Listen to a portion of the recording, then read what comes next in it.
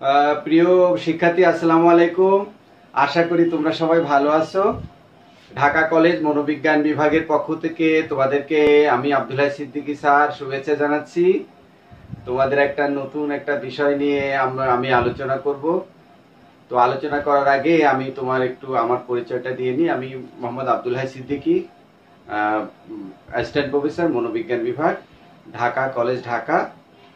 তো আমি তোমাদেরকে মনোবিজ্ঞানের যে একাদশ শ্রেণীর যে মনোবিজ্ঞান বিষয়টা আছে সেই বিষয়ের উপরে তোমাদের আমি সাথে থাকব। আর আরো একজন টিচার তোমাদের সাথে থাকবে, তার নাম হচ্ছে নাজমুল ম্যাডাম। নাজমুল ম্যাডামও তোমাদের সাথে ক্লাস নেবে। তো আমরা দুইজন মিলে তোমাদের এই ফার্স্ট ইয়ার যে একাদশ শ্রেণীর প্রথম বর্ষ একাদশ শ্রেণী যেটা, সেটার আমরা পুরা কোর্সটা তোমাদের সাথে থাকব। তো তোমাদের মনোবিজ্ঞান সম্পর্কে তোমাদের অনেকের হয়তো ধারণা আছে। আশেপাশে কোনো ভাই বন্ধু বা আত্মীয় স্বজনের ভিতরে কেউ যদি মনোবিজ্ঞান পড়ে থাকে, তাহলে হয়তো মনোবিজ্ঞান সম্পর্কে তোমাদের একটা আইডিয়া থাকলেও থাকতে পারে। কিন্তু অধিকাংশ শিক্ষার্থীর কিন্তু ইন্টারমিডিয়েট লেভেলে মনোবিজ্ঞান সম্পর্কে মানে স্বচ্ছ কোনো ধারণা থাকে না। ইভেন মনোবিজ্ঞানের বাইরের যারা শুধু শিক্ষার্থী না, যারা এডুকেশন শেষ করে বিভিন্ন প্রফেশনে চলে গেছে বা আপামর যে জনসাধারণ, তাদের ভিতরেও কিন্তু মনোবিজ্ঞান সম্পর্কে স্বচ্ছ একটা ধারণা নেই। তারা মনে করে কি মনোবিজ্ঞান হয়তো মানুষের মুখ দেখে, চোখ দেখে অথবা অ্যাজাম্পশন করে মানুষের মনের কথা বলে দিতে পারে। আসলে মনোবিজ্ঞানটা এরকম কিছু না। মনোবিজ্ঞান একটা বৈজ্ঞানিক একটা পদ্ধতি নিয়ে চলে। আধুনিক মনোবিজ্ঞান কিন্তু অন্যান্য বিজ্ঞানের মতোই, কিন্তু তার একটা বিষয়বস্তু আছে, তার পরিচিতি আছে, তার নির্দিষ্ট নিয়ম নীতি আছে। তো তোমাদের যেহেতু মনোবিজ্ঞান তোমাদের নতুন একটা বিষয়, এর আগে 9 বা 10 ক্লাস 10-এ তোমরা বা কোনো ক্লাসেই তোমরা হয়তো মনোবিজ্ঞান সম্পর্কে তোমরা পড়াশোনা করনি। হয়তো লজিক বা অন্য কোনো বিষয় তোমরা পড়াশোনা করছো, যেটাকে বলা হয় তোমার মনোবিজ্ঞানের একটা আগের যে ফর্ম আর কি, তাই না? তো মানে দর্শন, আসলে সমস্ত জ্ঞানের আধার কি? দর্শন। আমরা জানি জ্ঞান কোথা থেকে আসছে, মানে জ্ঞানের উৎস হচ্ছে দর্শন। তোমরা যদি দেখো যে সেই দার্শনিক যুগ, প্লেটো, সক্রেটিস বা অ্যারিস্টটলের কথা যদি তোমাদেরকে বলা হয়, তাহলে দেখবা যে তারা হয়তো বায়োলজির জনক, বিভিন্ন বিষয়ের কিন্তু ম্যাথমেটিক্সের জনক, সবকিছুই তাদের ভিতরে ছিল। মানে সমস্ত জ্ঞানের আধার ছিল কি? ফিলোসফি বা দর্শন। হ্যাঁ, এখন পিএইচডি ডিগ্রি করতে গেলে সেই তুমি যে সাবজেক্ট থেকে পিএইচডি ডিগ্রি করো না কেন, সেই পিএইচডি, হ্যাঁ, ডক্টরেট ইন ফিলোসফি, তাই না?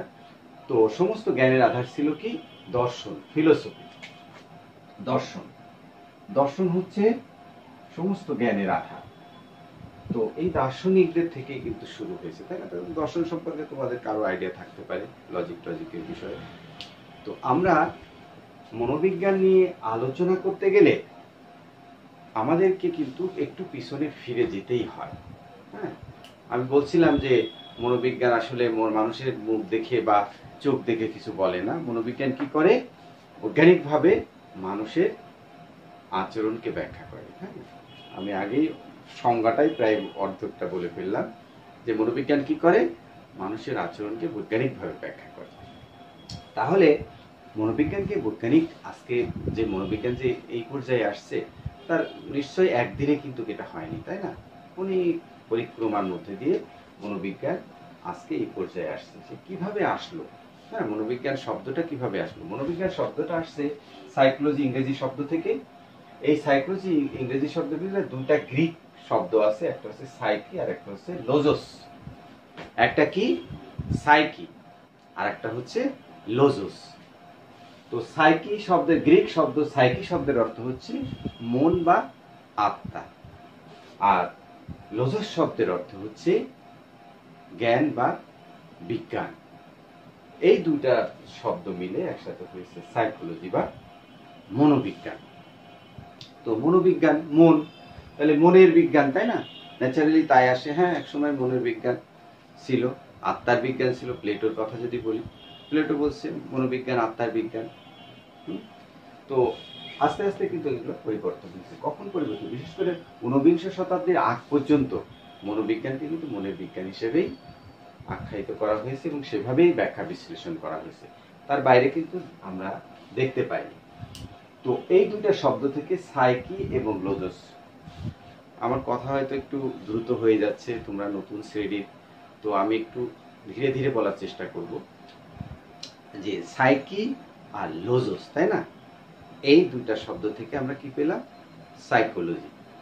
সাইকোলজি সাইকোলজি স্পেলিং বা বানানটা কিন্তু অনেক কঠিন, তোমরা যারা জানো যে PSYCHOLOGY, TSYCHOLOGY, সাইকোলজি।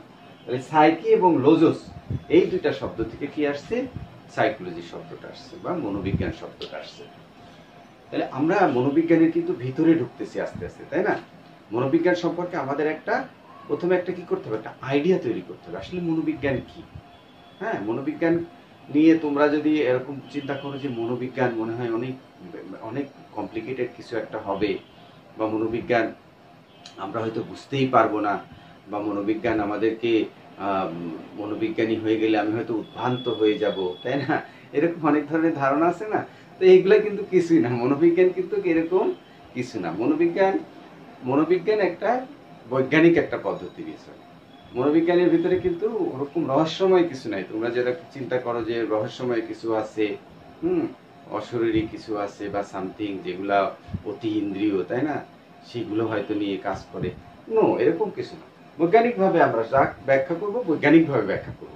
হ্যাঁ, যেখানে আমাদের আমাদের নিজস্ব ব্যাপার থাকবে, হ্যাঁ, আমাদের সমাজ থাকবে, মানুষ থাকবে এবং বৈজ্ঞানিক বিভিন্ন পদ্ধতি থাকবে।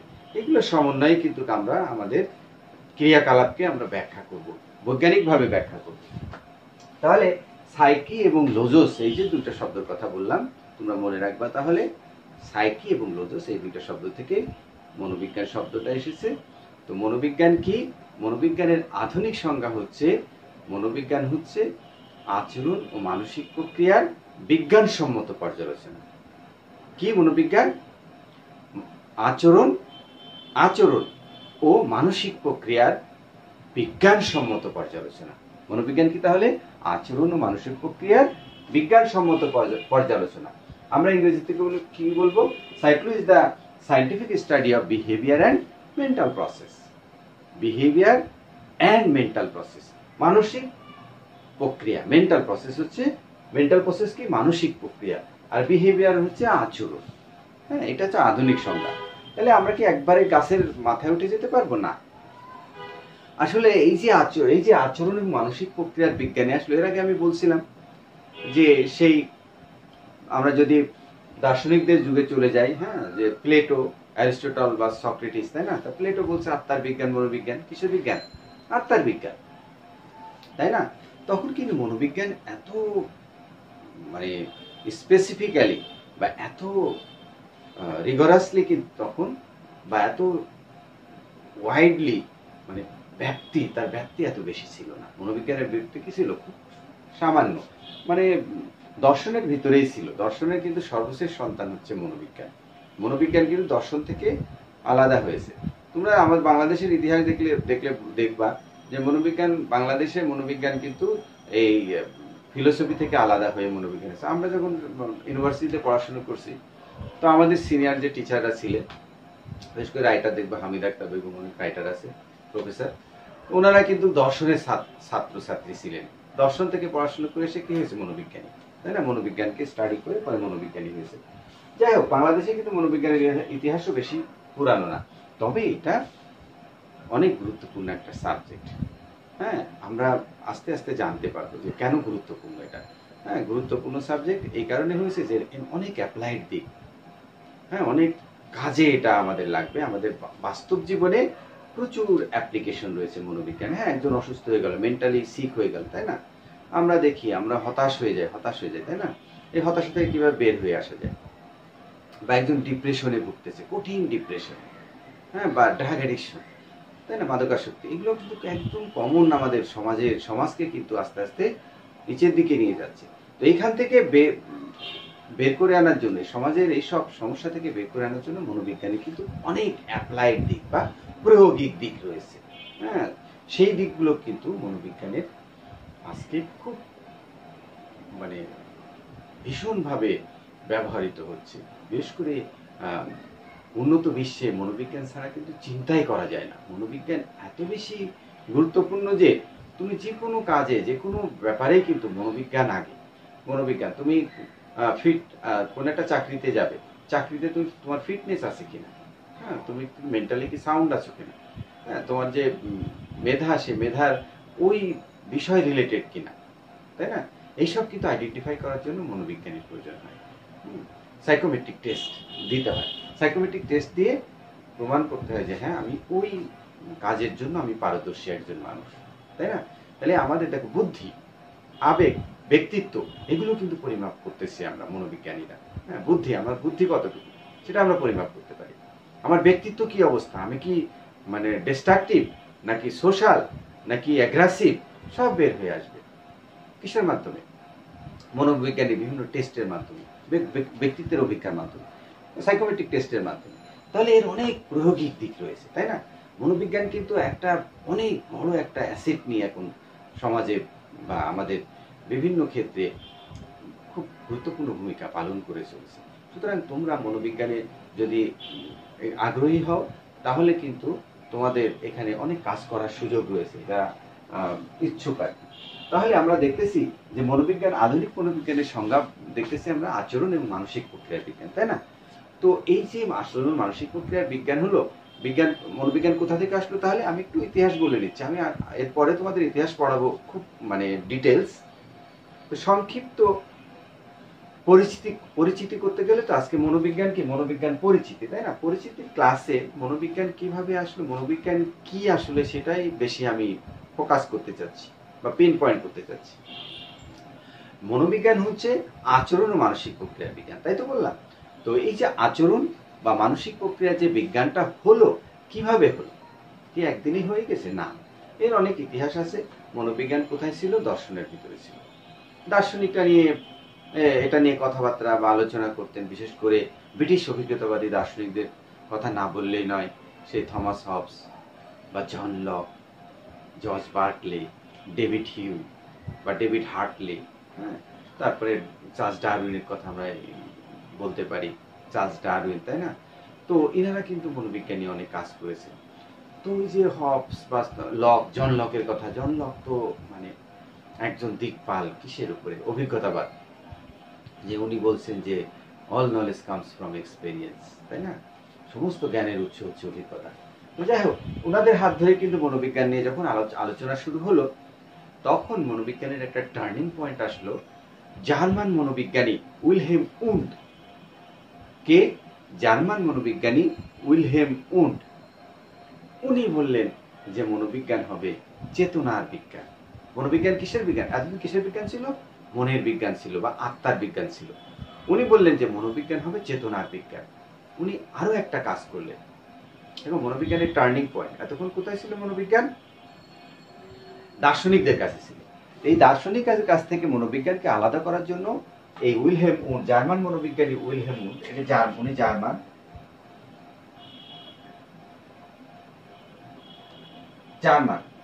জার্মান মনোবিজ্ঞানী, আর এটা হচ্ছে আমেরিকান মনোবিজ্ঞানী, উইলিয়াম জেমস। এই দুইজনের নাম অনেক গুরুত্বপূর্ণ। একজন জার্মান মনোবিজ্ঞানী উইলহেম উন্ড এবং উইলিয়াম জেমস, আমেরিকান মনোবিজ্ঞানী উইলিয়াম জেমস। এই দুইজনের বিশাল অবদান রয়েছে, কারণ 1875 সালে এই দুইজন কিন্তু প্রথম মনোবিজ্ঞান গবেষণাগার নিয়ে কাজ শুরু করেন। মনোবিজ্ঞান ল্যাবরেটরি নিয়ে কাজ শুরু করেন। হ্যাঁ, ল্যাবরেটরি, মনোবিজ্ঞান কি করবে? ল্যাবরেটরিতে গবেষণা করে মানুষের আচরণকে ব্যাখ্যা করবে। তো এই যে ল্যাবরেটরিতে নিয়ে আসেন মনোবিজ্ঞানকে এই দুইজন, কিন্তু সে যে ল্যাবরেটরিটা ছিল সেটা কিন্তু অনেক প্রিমিটিভ স্টাইলের ল্যাবরেটরি ছিল। এরপরে জার্মান মনোবিজ্ঞানী উইলহেম উন্ড 1879 সালে, প্রথমে এরা কাজ করলো কত সালে? 1975 সালে। 1979 সালে এসে জার্মান মনোবিজ্ঞানী উইলহেম উন্ড এবং তার ছাত্র টিচেনার, এই দুজন মিলে একটা নতুন জার্মানির লেপজিগ বিশ্ববিদ্যালয়ে একটা প্রথম মনোবিজ্ঞান গবেষণাগার প্রতিষ্ঠা করে ফেললেন। কোথায়? জার্মানির লেপজিগ বিশ্ববিদ্যালয়ে। মনোবিজ্ঞান গবেষণাগার যখন প্রতিষ্ঠা করে ফেললেন, তখন মনোবিজ্ঞান একটা সিস্টেমে চলে আসলো, একটা কাঠামোর ভিতরে চলে আসলো। দার্শনিকদের থেকে মনোবিজ্ঞানকে আলাদা করলেন। হ্যাঁ, মনোবিজ্ঞানকে কি করলেন? তাহলে উইলহেম উন্ডের কিন্তু বিরাট অবদান। এই কারণে উইলহেম উন্ডকে মনোবিজ্ঞানের, আধুনিক মনোবিজ্ঞানের জনক বলা হয় বা ফাদার বলা হয়। কাকে? এই যে উইলহেম উন্ডকে, জার্মান মনোবিজ্ঞানী উইলহেম উন্ডকে বলা হয় মনোবিজ্ঞানের জনক বা ফাদার অফ মডার্ন সাইকোলজি। কেন বলা হয়? যদিও আমেরিকানরা মনোবিজ্ঞানে কিন্তু অনেক অবদান রেখেছে পরবর্তীতে, কিন্তু এই যে মনোবিজ্ঞানকে দর্শন থেকে আলাদা করার জন্য এই জার্মান মনোবিজ্ঞানী উইলহেম উন্ডের বিরাট অবদান রয়েছে। হ্যাঁ, তিনি জার্মান মনোবিজ্ঞানী উইলহেম উন্ড বললেন, মনোবিজ্ঞান কিসের বিজ্ঞান? মনোবিজ্ঞান হবে চেতনার বিজ্ঞান। হ্যাঁ, psychology the science of consciousness, মানে চেতনার বিজ্ঞান। Psychology the science of consciousness, চেতনার বিজ্ঞান। তো চেতনা কি?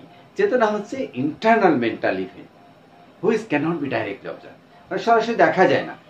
চেতনা, আমরা বলি না মুক্তিযুদ্ধের চেতনা, চেতনা হচ্ছে কি ভিতরের জিনিস, অনুভূতি, একটা বিষয় সম্পর্কে তোমার যে ভিতরের যে অভিব্যক্তি, ভিতরের যে তোমার একটা ব্লুপ্রিন্ট বা ভিতরে একটা তোমার যে অবয়ব তৈরি হয় একটা বিষয় সম্পর্কে, সেটাই হচ্ছে উনি বলছেন চেতনা।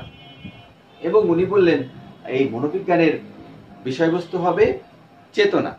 হ্যাঁ, আর মেথড কি হবে? ইন্ট্রোস্পেকশন বা অন্তর্দর্শন পদ্ধতির মাধ্যমে। এটা মনোবিজ্ঞানটা কোন পদ্ধতিতে এটা আলোচনা করা হবে? অন্তর্দর্শন পদ্ধতি বা ইন্ট্রোস্পেকশন মেথড। হ্যাঁ, এই দুইটা কথা উনি বললেন। তাহলে আমরা জার্মান মনোবিজ্ঞানী উইলহেম উন্ডকে আমরা কেন আধুনিক মনোবিজ্ঞানের জনক বলবো? কারণ উনি মনোবিজ্ঞানকে দর্শন থেকে আলাদা করেছেন। ঠিক আছে, আর একটা কাজ করেছেন কি, যে প্রথম একটা কমপ্লিট ল্যাবরেটরি প্রতিষ্ঠা করেছেন। কিসের? মনোবিজ্ঞানের প্রথম ল্যাবরেটরি কে প্রতিষ্ঠা করেছেন? সম্পূর্ণ ল্যাবরেটরি এই উইলহেম উন্ড। তাহলে উইলহেম উন্ডের আমরা দুইটা বিরাট অবদান দেখতেছি, একটা হচ্ছে দর্শন থেকে মনোবিজ্ঞানকে আলাদা করা, আর একটা হচ্ছে প্রথম জার্মানি লেপজিগ বিশ্ববিদ্যালয়ে প্রথম কমপ্লিট মনোবিজ্ঞান গবেষণাগার প্রতিষ্ঠা করা। তোমাদের যদি প্রশ্ন করা হয় যে উইলহেম উন্ডকে কেন মনোবিজ্ঞানের জনক বলা হয় বা ফাদার বলা হয়, বা যদি প্রশ্ন করা হয় যে মনোবিজ্ঞানের জনক কে, তো তোমরা তো তখন বলে দেবে যে উইলহেম উন্ড, জার্মান মনোবিজ্ঞানী। তখন যদি কেউ জিজ্ঞাসা করে যে কেন, তাকে কেন জনক বলা হয়, তাহলে কিন্তু এই কোশ্চেনের উত্তর কিন্তু অনেকে কিন্তু পারবে না, জানবে না। আমি তোমাদেরকে বলে দিচ্ছি, অনেক বইয়ে কিন্তু এই কথা লেখা নাই, আমি এই কারণে তোমাদের বলে দিচ্ছি যে দুইটা কারণে। একটা হচ্ছে তিনি মনোবিজ্ঞানকে দর্শন থেকে আলাদা করেছেন। ঠিক আছে, কে? Wilhelm wound. 2 নম্বর তার পয়েন্ট হচ্ছে যে তার দুইটা অবদানের কথা বললাম, একটা হচ্ছে দর্শন থেকে মনোবিজ্ঞানকে আলাদা করা, আর একটা তার অবদান হচ্ছে যে প্রথম মনোবিজ্ঞান ল্যাবরেটরি প্রতিষ্ঠা করা। কোথায়? জার্মানি লেপজিগ বিশ্ববিদ্যালয়। এই কারণে উইলহেম উন্ডকে আধুনিক মনোবিজ্ঞানের জনক বলা হয়। ঠিক আছে, আর উইলিয়াম জেমসও অনেক গুরুত্বপূর্ণ একজন ব্যক্তি মনোবিজ্ঞানে। কারণ কি? উনি একজন আমেরিকান। উইলিয়াম জেমস উনি বলেন যে মনোবিজ্ঞান আধুনিকভাবে মনোবিজ্ঞানকে ব্যাখ্যা। উনিও তার প্রিন্সিপালস অফ সাইকোলজি নামে একটা বই ছিল, সেই বইটা কিন্তু অনেক বিক্রিত বই ছিল, মানে বিক্রি হয়েছিল, প্রচুর সেল এই principles of psychology. William James একজন প্রচুর ইনফ্লুয়েন্সিয়াল একজন মনোবিজ্ঞানী, বিশেষ করে আমেরিকার কনটেক্সটে। হ্যাঁ, উনি প্রথমে বললেন যে ইউরোপিয়ানরা মনোবিজ্ঞান তখন ইউরোপেই মেনলি কাজ করতো, তো উনি তখন বললেন যে ইউরোপিয়ানদের মনোবিজ্ঞান সংকীর্ণ, ন্যারো সাইকোলজি। এই কারণে মনোবিজ্ঞানের বিষয়বস্তু এমন হতে হবে যে, যেমন উইলহেম উন্ড কি বললেন? উইলহেম উন্ড বললেন যে মনোবিজ্ঞান হবে চেতনার বিজ্ঞান। তাই না? কি কঠিন লাগছে তোমাদের কাছে? এগুলো সব সহজ হয়ে যাবে। আমি যে অনেক কথা বলতেছি না, নো ম্যাটার। ম্যাটার ইজ মনোবিজ্ঞান কি? আচরণ ও মানসিক প্রক্রিয়ার বিজ্ঞান। কেন আচরণ ও মানসিক প্রক্রিয়ার বিজ্ঞান হলো, সেই হিস্ট্রিটা তোমাদেরকে বলতেছি। তো একদিনে শুনেই তো তোমরা সবকিছু জেনে যাবে না, জাস্ট তোমরা আমার কথাটা খেয়াল করো, আর তোমাদের দুইটা বই সাজেস্ট করবো, আপাতত 3-4টা বই আছে। এই দুইটা বই তোমরা দেখো, যেমন এই যে আমিনুল হক স্যারের বই, একটা আমিনুল হক স্যারের বই মনোবিজ্ঞান প্রথম পত্র, একাদশ দ্বাদশ শ্রেণী। হ্যাঁ, এই বইটা তোমরা দেখতে পারো, এটা ভালো একটা বই। আর একটা হচ্ছে প্রভাব প্রকাশনী, আর একটা হচ্ছে এই যে যোগেন্দ্র কুমার মন্ডল। আমার আরো বই আছে, অফিসে বইগুলো, কলেজে, আমি বাসায় বইগুলো আছে বলে তোমাদের দেখাচ্ছি। তো এটা হাসান বুক হাউসের বই, এই বইটা অনেক ভালো বই, প্রফেসর যোগেন্দ্র কুমার মন্ডল। এই দুইটা বই তোমরা ফলো করো। আরো আমি আরো দুজন রাইটারের বই আছে, সেই দুটো রাইটারের বইও আমি তোমাদেরকে সাজেস্ট করবো। তাহলে এই দুইটা বইয়ে তোমরা দেখবা যে সংক্ষিপ্ত ওখানে ইতিহাসটা দেওয়া আছে, মনোবিজ্ঞান কি নিয়ে আলোচনা করে, মনোবিজ্ঞানের পরিধি, স্কোপ, তাই না, মনোবিজ্ঞান বিজ্ঞান কিনা, অনেক বিষয় এখানে তোমরা সবকিছুই পাবে। তোমাদের যে কন্টেন্টস বা তোমাদের যে সিলেবাসে সবকিছু এখানে আছে। তাহলে আমরা যে মোট যে কথাগুলো, মুদ্রা কথা হচ্ছে যেটা, যে মনোবিজ্ঞান আসলে ওই মুখ দেখে কাউকে কিছু বলবে না। মনোবিজ্ঞান মানুষের অশরীর কোনো কিছু ব্যাখ্যা করবে না, ঠিক আছে। মনোবিজ্ঞান কি করবে তাহলে? আধুনিক মনোবিজ্ঞান বৈজ্ঞানিকভাবে মানুষের আচরণ নিয়ে কাজ করবে, ঠিক আছে। এতটুকু তোমরা জেনে রাখো যে মনোবিজ্ঞান কি করবে। আধুনিক মনোবিজ্ঞানের কাজ হচ্ছে মানুষের আচরণকে বৈজ্ঞানিকভাবে ব্যাখ্যা করা, সোজা কথা। এতটুকু তোমরা ক্লিয়ার মনে রাখো। আর যখন তোমরা খাতায় লিখবে তখন লিখবে যে মনোবিজ্ঞান কি? মনোবিজ্ঞান হচ্ছে আচরণ ও মানসিক প্রক্রিয়ার বিজ্ঞানসম্মত পর্যালোচনা। হ্যাঁ, বইয়ের কথা তখন তোমরা মেরে দিবে খাতায়, কিন্তু তোমাদের মাথার ভিতরে রাখতে হবে মনোবিজ্ঞান কি? বৈজ্ঞানিকভাবে মানুষের আচরণকে ব্যাখ্যা করা, সোজা কথা। তাহলে এই মনোবিজ্ঞানের যে psychology scientific study of behaviour and mental process, তাই না? তোমাদের সাথে অনেক কথা আছে আমার এই এখানে, যে আমি মানে কত কথা বলবো, তোমাদের সাথে ইন্টারাকশন হচ্ছে না, তোমাদের সাথে পরিচিত হতে পারলাম না, ক্লাস শুরু করে দিলাম, তাই না? তো তোমরা হয়তো আমাকে চিনতেই পারতেছো না, সাহা কি হবে না হবে। তোমাদের আমি যদি ফিডব্যাকটা পেতাম ক্লাসের ভিতরে যে তোমাদের কোথায় সমস্যা, তোমরা মনোবিজ্ঞান পড়তে চাও না, তোমাদের সুবিধা অসুবিধা, অন্য সাবজেক্ট, অপশনাল সাবজেক্ট মনোবিজ্ঞান, তাই না? অনেক অপশন, এর সাথে অন্য অপশনাল সাবজেক্ট রয়েছে, সেগুলোতে গেলে কি হবে আর এখানে থাকলে কি হবে, সেই জিনিসগুলো কম্পারিজন তোমাদের সরাসরি আমি এখন তো ভিডিওতে সবকিছু বলাও সম্ভব না, তাই না? আর এগুলো একেবারে অন্যরকম হয়ে যায়। সরাসরি ক্লাসে তোমাদের সাথে যদি সম্ভব হয়, কোভিড-19 এই মহামারী পরিস্থিতি যদি উন্নতি হয়, অবশ্যই আমরা ক্লাসে আসবো। তোমরা সবাই অন্য যারা অন্য গ্রুপের যে বন্ধুরা আছে, সব গ্রুপ একসঙ্গে আসবে, একসঙ্গে বসবে, আমাদের কথা শুনবে, মনোবিজ্ঞানীরা কি বলে, অন্য বিষয়ে টিচাররা কি বলে, হ্যাঁ, সেটা কম্পেয়ার করে যদি মনে চায় যে না, মনোবিজ্ঞান আসলেই আমাদের বাস্তব জীবনে অনেক কাজে লাগবে, তাহলে তোমরা অবশ্যই মনোবিজ্ঞান নিবে। এবং আমি আশা করি তোমরা এখানে থিওরিতে 75 আছে আর প্র্যাকটিক্যালে হচ্ছে 25, এই হচ্ছে 100। তাহলে তোমরা জানো যে আরো দুইটা subject, first year second year মিলায়ে, তাহলে 25 তোমাদের প্র্যাকটিক্যাল, 75 হচ্ছে তোমাদের। এর ভিতরে আবার সৃজনশীল আছে আর হচ্ছে এমসিকিউ আছে, দুইটা মিলাই, তাই না? 25 আর 50 এভাবে কিন্তু ভাগ করা আছে। সুতরাং এখানে নাম্বার উঠানো কিন্তু অনেক মানে ইজি তোমাদের জন্য, কারণ যেহেতু প্র্যাকটিক্যাল 25 আছে, এখানে একটা প্র্যাকটিক্যাল করানো হবে। মানুষের উপরে এসে প্র্যাকটিক্যালটা খুব সহজ একটা প্র্যাকটিক্যাল হয়তো হবে। হ্যাঁ, যে স্মৃতি, আমরা স্মৃতির উপরে অনেক প্র্যাকটিক্যাল করাই। তাৎক্ষণিক স্মৃতির প্রসারণ নির্ণয় করো। হ্যাঁ, যে আমরা, এক বন্ধু আমাকে একটা টেলিফোন নাম্বার বললো 5348-940, তা আমি বললাম 5843-940। এই যে কথাটা বললাম, এটা হচ্ছে তাৎক্ষণিক স্মৃতি। হ্যাঁ, আমরা কতটুকু একটা মেমোরিতে ধরে রাখতে পারি। ও যদি আমাকে অনেক বড় একটা ডিজিট বলে 12596953444400021139, এরকম যদি বলে, আমি কি এটা রিকল করতে পারবো? নো। হিউম্যান মেমোরিরও তাহলে একটা ক্যাপাসিটি, মানুষের মেমোরি তোমরা জানো যে একটা সুপার কম্পিউটারের চেয়েও বেশি, কিন্তু তারপরেও তো মানুষের মেমোরিতে অনেক লিমিটেশন আছে, তাই না? অনেক বিষয় আছে কিন্তু মনোবিজ্ঞান এরকম, হ্যাঁ, যে আমি কতটুকু মনে রাখতে পারি। হ্যাঁ, যে ম্যাজিক্যাল নাম্বার 7+-2, যে আমি একসাথে কতগুলো ডিজিট মনে রাখতে পারি। আমার 7টা 7+2 9টা, অথবা 5টা থেকে 9টা পর্যন্ত ডিজিট আমি তাৎক্ষণিকভাবে মোটামুটি মনে রাখতে পারি। এই স্প্যান, এর বেশি ডিজিট বললে আমার পক্ষে কঠিন হয়ে যায়। যারা সুপারম্যান, বা ভালো আইকিউ তারা অনেকের হয়তো এরকম আছে যে 15 ডিজিট পর্যন্ত একবারে রিকল করে ফেলতে পারে। মানে রিকল মানে বুঝো তো, আমি একটা ডিজিট বললাম, তোমাকে বললাম যে তুমি বলো, এটা বলে রিকল, প্রত্যাহ্বান যেটা বাংলা বলে। তো যাই হোক, এরকম জিনিস নিয়ে কিন্তু মনোবিজ্ঞানে গবেষণা করা হয়। মানে বাস্তব জীবনে যেরকম ঘটনাগুলো আছে সেই ঘটনাগুলো নিয়ে কিন্তু মনোবিজ্ঞানে আলোচনা করা হবে। এখানে কিন্তু ওই তোমরা যে মনে করো যে মুখ দেখে চোখে কথা বলে দিবে বা সমাধান করে দিবে, তাই না, এইসব কোনো এখানে স্থান নাই।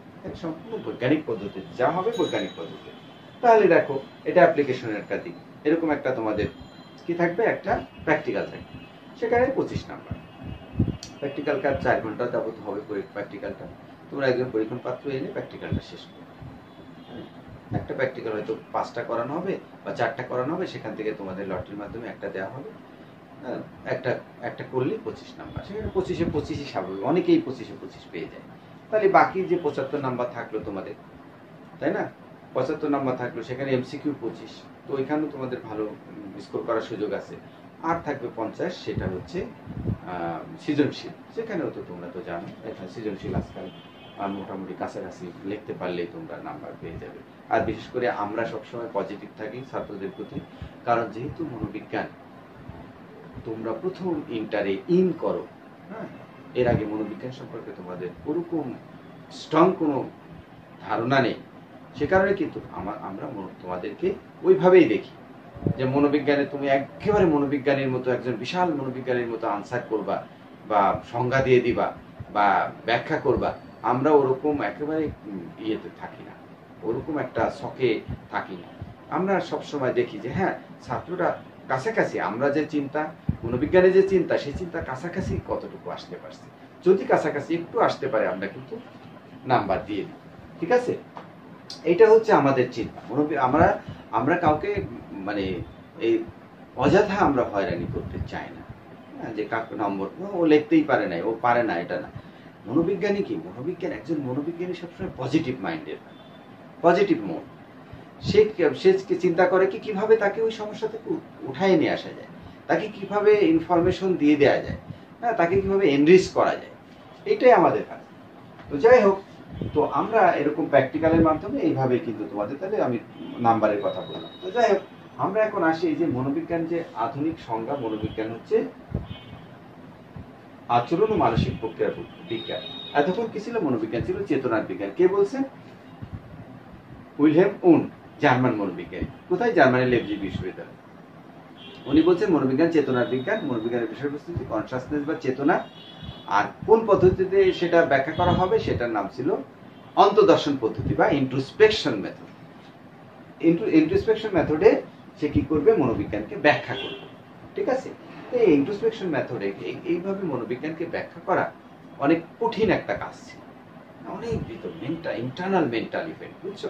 এটা তো ক্যানট বি ডাইরেক্টলি অবজার্ভ, চেতনা, যে কারণে প্রশিক্ষণপ্রাপ্ত মনোবিজ্ঞানী ছাড়া মনোবিজ্ঞান নিয়ে কাজ করতে পারতো না। এই কারণে আমেরিকান মনোবিজ্ঞানী উইলিয়াম জেমস বলল যে না, মনোবিজ্ঞান হবে একটা বিষয়ভিত্তিক, এমন একটা বিষয়ভিত্তিক বিজ্ঞান যেটা সবার কাছে গ্রহণযোগ্য, সবাই ব্যাখ্যা করতে পারে মোটামুটি। তখন 1913 সালে এই যে বিহেভিয়ার অ্যান্ড মেন্টাল প্রসেস, মনোবিজ্ঞান আচরণ ও মানসিক প্রক্রিয়ার বিজ্ঞান, 1913 সালে জন হপকিন্স বিশ্ববিদ্যালয়ের professor J B. Watson, WATSON, J B. John Broadus Watson, হ্যাঁ, কত সালে? 1913 সালে জন হপকিন্সের প্রফেসর। 1913 সালে উনি বললেন কি, মনোবিজ্ঞান কিসের বিজ্ঞান? আচরণের বিজ্ঞান। পরে আর কি মানসিক প্রক্রিয়াটা ওর সাথে সংযুক্ত হয়ে আধুনিক মনোবিজ্ঞানের আচরণ ও মানসিক প্রক্রিয়ার বিজ্ঞান। তো আমরা এই আচরণ ও মানসিক প্রক্রিয়া বিজ্ঞানের এই সংজ্ঞাটা বিশ্লেষণ করলে আমরা কতগুলো জিনিস পাই। কি কি পাই দেখো? আচরণ পাই, মানসিক প্রক্রিয়া পাই, মানুষ ও প্রাণী পাই এবং বিজ্ঞান।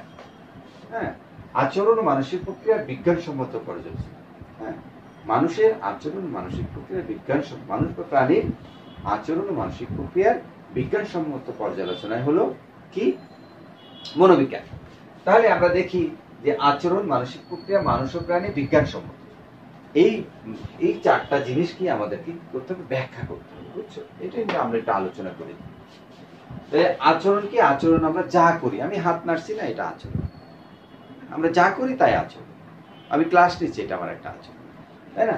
আর একটা হচ্ছে মানসিক প্রক্রিয়া, মানে আমরা যা করি তাই আচরণ, তাই না? মানসিক প্রক্রিয়াটা হচ্ছে আমরা অনেক কিছু, আমার মনের ভিতরে, আমার এর ভিতরে অনেক কিছু, অনেক ঘটনা ঘটে যেগুলো সরাসরি দেখা যায় না, কিন্তু সেই ঘটনাগুলো কিন্তু ঘটে যায়। হ্যাঁ, যেমন আমার চিন্তন, থিঙ্কিং, বা আমার মোটিভ, আমার মনোভাব, আমার ভিতরের ইচ্ছা, আকাঙ্ক্ষা, তাই না? এগুলো কি আমার ভিতরের জিনিস, তুমি দেখতে পাচ্ছ না, তাই না? কিন্তু এগুলো তো আছে। এগুলোকে বলা হচ্ছে মানসিক প্রক্রিয়া বা ব্যক্তিত্ব, তাই না? এগুলো আমাদের মানসিক প্রক্রিয়া। আর মানুষও প্রাণী, জানো, মানুষ, আমরা মানুষ, তাই না? তাহলে মানুষ প্রাণী, এগুলা মানুষ ও প্রাণী হচ্ছে যে মনোবিজ্ঞানের কম্পোনেন্ট। কারণ আমরা কাকে নিয়ে কাজ করি? মানুষ নিয়ে কাজ করি। আবার প্রাণী নিয়েও কাজ করি, কারণ অনেক আচরণ, অনেক জিনিস আছে মানুষের উপর সবসময় প্রয়োগ করা যায় না, সেগুলো আমরা প্রাণীর উপরে করে থাকি। যেমন কুকুর নিয়ে গবেষণা, বিড়াল নিয়ে গবেষণা, বা ইঁদুরের উপরে গবেষণা, তাই না? করে এগুলোর বিহেভিয়ার দেখে, মানুষের বিহেভিয়ারের সাথে এগুলো কম্পেয়ার করে মানুষের আচরণকে ব্যাখ্যা করা হয়। ঠিক আছে? তো এইভাবে কিন্তু আচরণ মানসিক প্রক্রিয়া এবং বিজ্ঞানসম্মত, তাই না? আচরণ, মানসিক প্রক্রিয়া, প্রাণী, বিজ্ঞান, এই যে বিজ্ঞানসম্মত ভাবে ব্যাখ্যা করা। কি মনোবিজ্ঞান কিভাবে ব্যাখ্যা করে? বৈজ্ঞানিক ভাবে ব্যাখ্যা করবে। বিজ্ঞানসম্মত হচ্ছে পরীক্ষা নিরীক্ষা এবং পর্যবেক্ষণের মাধ্যমে অর্জিত যে জ্ঞান, সেটা তো বিজ্ঞান। মনোবিজ্ঞানও তাই করে। মনোবিজ্ঞান কিন্তু এই পরীক্ষা নিরীক্ষা ছাড়া কোনো বিষয় নিয়ে সে কাজ করবে না বা আলোচনা করবে না, সোজা কথা। তাহলে মনোবিজ্ঞানের সংজ্ঞা বিশ্লেষণ আমরা তিনটা জিনিস, বিশেষ করে তিনটা জিনিস পাচ্ছি। মানুষ বা প্রাণী তো থাকবেই, আচরণ, মানসিক প্রক্রিয়া এবং বিজ্ঞানসম্মত, বুঝছো? এই তিনটা জিনিসের কথা মনে রাখবে। একটা সংজ্ঞার ভিতরে, মনোবিজ্ঞানের সংজ্ঞার ভিতরে তিনটা গুরুত্বপূর্ণ জিনিস আছে। একটা হচ্ছে আচরণ, একটা হচ্ছে মানসিক প্রক্রিয়া, আর একটা হচ্ছে বিজ্ঞানসম্মত। হ্যাঁ, এই তিনটা বিজ্ঞানসম্মত পর্যালোচনা। আচরণ ও মানসিক প্রক্রিয়া কিভাবে আমরা পর্যালোচনা করব? বৈজ্ঞানিকভাবে পর্যালোচনা করব, সেটাই হচ্ছে মনোবিজ্ঞান, সোজা কথা। এরপরে আসি আমাদের আচরণ কত প্রকারের হতে পারে। আচরণ বিভিন্ন ধরনের হতে পারে, যেমন সামগ্রিক আচরণ ও খণ্ডিত আচরণ, ঐচ্ছিক আচরণ ও অনৈচ্ছিক আচরণ, বাহ্যিক আচরণ ও অভ্যন্তরীণ আচরণ। আচরণেরও আবার রকম ফের আছে, হ্যাঁ, ক্লাসিফিকেশন আছে। তাহলে প্রথমে আমি বললাম কি, সামগ্রিক আচরণ ও খণ্ডিত আচরণ। মনোবিজ্ঞানের মানে পরিধি এত বড় যে আমি যদি তোমাদের সারা দিন বিভিন্ন বিষয় নিয়ে আলোচনা করি, প্রাথমিক যে আলোচনাগুলো, বুঝছো, এই জার্মান মনোবিজ্ঞান বা ইউকের মনোবিজ্ঞান, হ্যাঁ, ব্রিটিশ মনোবিজ্ঞান বা আমেরিকান মনোবিজ্ঞান, তার সূত্রপাত, তাদের ভিতরে যে দ্বন্দ্ব, তাদের ভিতরে যে চিন্তা, হ্যাঁ, সেখান থেকে কিভাবে সমাধান, এখান থেকে কোথায়, হ্যাঁ, কোথা থেকে সেথায়, তাই না, এটা থেকে সেথায়, এগুলো যদি আমরা একেবারে মানে রিলেট করি, তাহলে কিন্তু অনেক সুন্দর একটা ডিসকাশন হয়।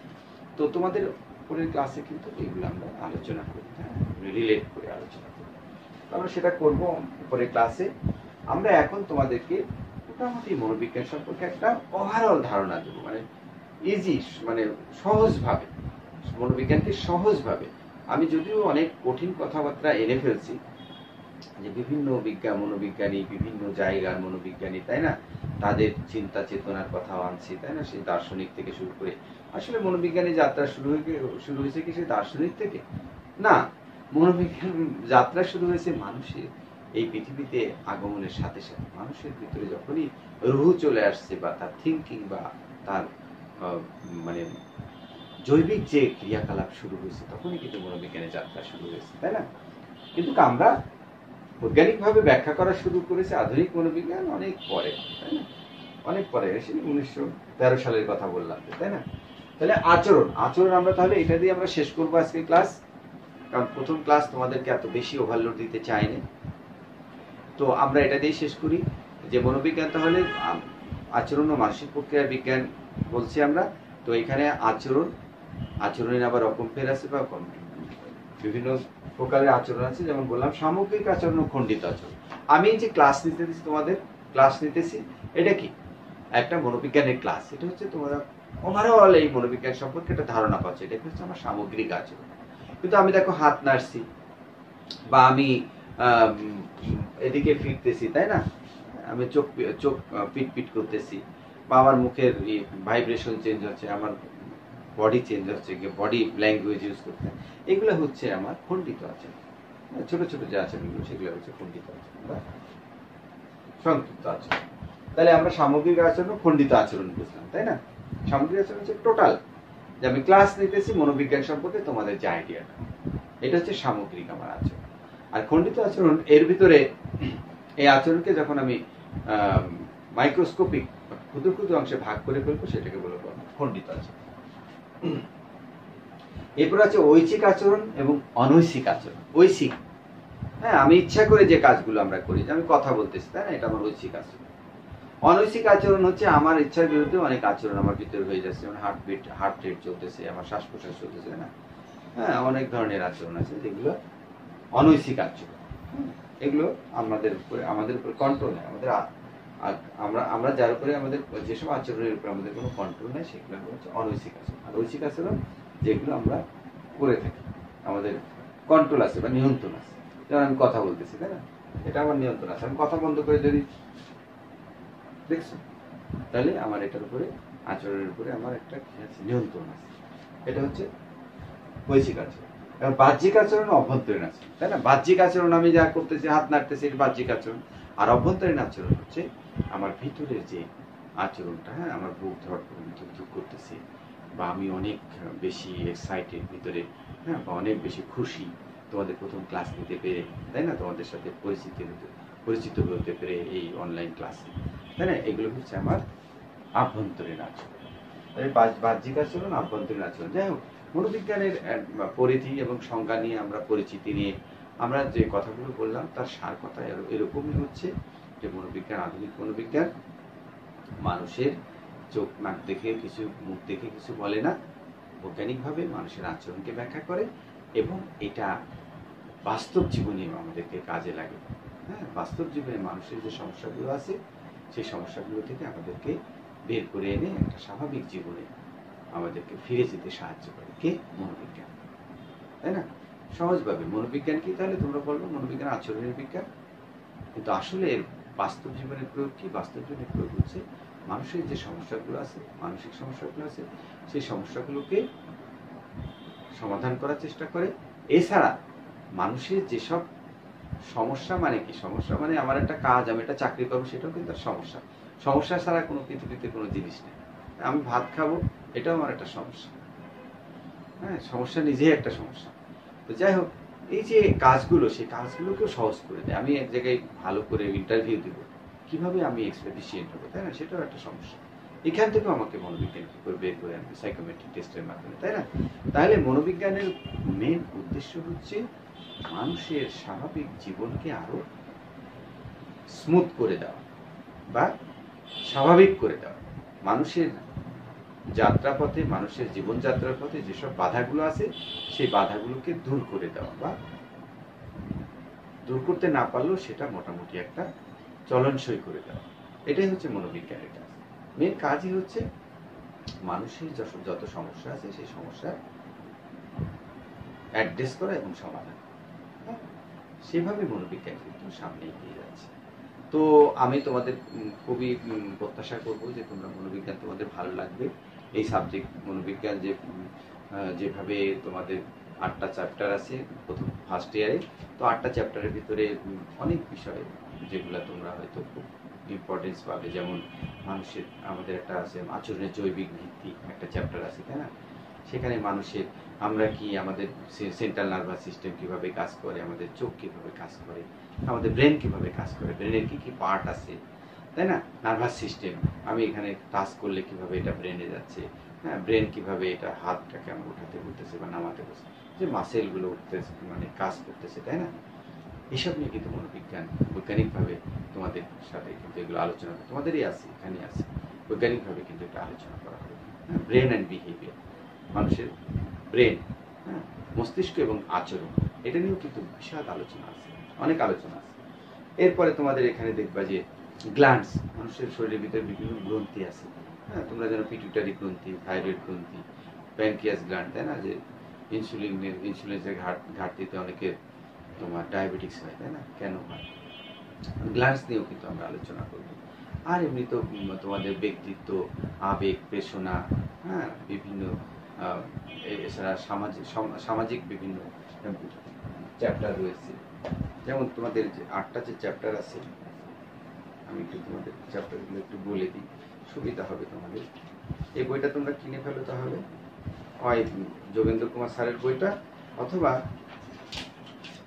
আমিরুল হক স্যারের বই, দুইটা বইয়ের একটা বই তোমরা কিনে ফেলো, একটা একটা করে, অথবা ফ্রেন্ড একটা কিনলা, আর একটা ফ্রেন্ড আর একটা বই কিনলো, বুঝছো?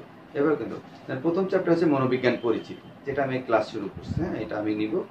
এরপর হচ্ছে আচরণের বিকাশ, 2 নম্বর চ্যাপ্টার। এখানে অনেক কিছু আছে, বুঝছো? আচরণের ধারণা, আচরণের উপর প্রভাব বিস্তারকারী, হ্যাঁ, বংশগতি ও পরিবেশ, হ্যাঁ, আমরা বংশগতি ও পরিবেশ মনোবিজ্ঞানে কিভাবে কাজ করে, বুঝছো? এগুলো নিয়ে মুনমুন ম্যাডাম তোমাদের এই চ্যাপ্টারটা পড়াবে। এরপর হচ্ছে আচরণের জৈবিক ভিত্তি, যেটা বললাম যে ব্রেন অ্যান্ড বিহেভিয়ার, এটা আমি তোমাদের সাথে আলোচনা করব। এরপরে আছে প্রেষণা আবেগ, এটা নিয়েও আমি আলোচনা করব। এরপরে আছে শিক্ষণ ও স্মৃতি, এটাও সম্ভবত আমি আলোচনা করব। আর 6ষ্ঠ অধ্যায় আছে সংবেদন ও প্রত্যক্ষণ, এটা ওই ম্যাডাম আলোচনা করবে তোমাদের সাথে। এরপর আছে বয়সন্ধিকাল ও মানসিক স্বাস্থ্য, এটা নাজমুল ম্যাডাম তোমাদের সাথে আলোচনা করবে। 8ম অধ্যায় আছে পরিসংখ্যান, হ্যাঁ, পরিসংখ্যান, স্ট্যাটিস্টিক্স, যেটা সেই চ্যাপ্টারটাও ওই তোমার মোহন ম্যাডাম তোমাদের সাথে আলোচনা করবে। মোহন ম্যাডাম 4টা চ্যাপ্টার করাবে, আমি 4টা চ্যাপ্টার তোমাদের সাথে থাকবো। আশা করি তোমাদের কোনো সমস্যা হবে না, তোমাদের অনেক ভালো লাগবে মনোবিজ্ঞান। তো আজকে এই পর্যন্ত, থ্যাংক ইউ ভেরি মাচ, তোমরা ভালো থাকো এবং সাবধানে থাকো। আল্লাহ হাফিজ।